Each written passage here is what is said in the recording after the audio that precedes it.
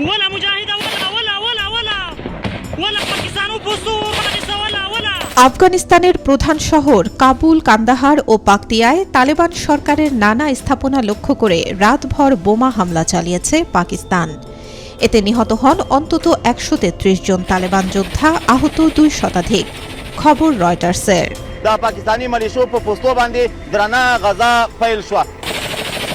পাকিস্তানের নিরাপত্তা সূত্রগুলো বলছে, কাবুল, কান্দাহার ও পাকতিয়ায় তালেবানের সামরিক কার্যালয় ও চৌকিগুলো লক্ষ্য করে বিমান থেকে ক্ষেপণাস্ত্র ছোড়া হয়েছে। পাশাপাশি সীমান্তের বিভিন্ন জায়গায়ও সংঘর্ষ চলছে।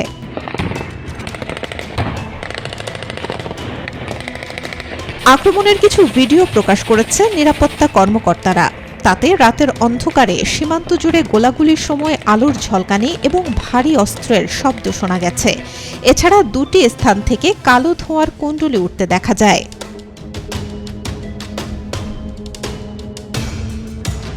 আরেকটি ভিডিওতে পাতকিয়া শহরের একটি ভবনে আগুন জ্বলতে দেখা যায়।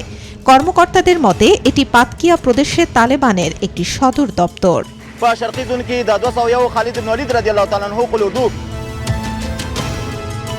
প্রত্যক্ষদর্শীরা জানান, জোরালো বিস্ফোরণ ও যুদ্ধবিমানের শব্দের পর বহু অ্যাম্বুলেন্সের সাইরেন শোনা গেছে। পাকিস্তান সরকারের মুখপাত্র মোশাররফ জাইদি এক্সে দেয়া এক পোস্টে জানান, আফগানিস্তানের লক্ষ্যবস্তুতে পাকিস্তানের পাল্টা হামলা অব্যাহত রয়েছে। কোনো উস্কানি ছাড়াই আফগানিস্তান পাকিস্তানে যে হামলা চালিয়েছিল, এই পদক্ষেপ তারই জবাব। তবে তালেবান বলছে, আফগান হামলাগুলো ছিল আগের পাকিস্তানি হামলার প্রতিক্রিয়া।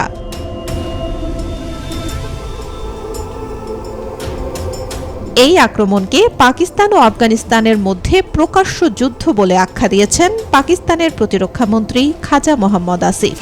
তিনি বলেন, তাদের ধৈর্যের বাঁধ ভেঙে গেছে।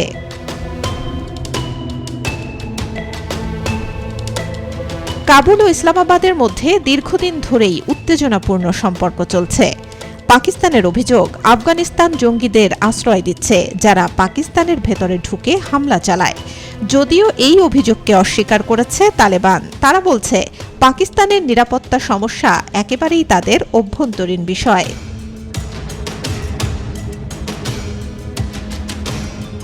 তালেবান সরকারের স্থাপনাগুলোর উপর এই হামলা দুই দেশের মধ্যে বড় ধরনের উত্তেজনা সৃষ্টি করছে।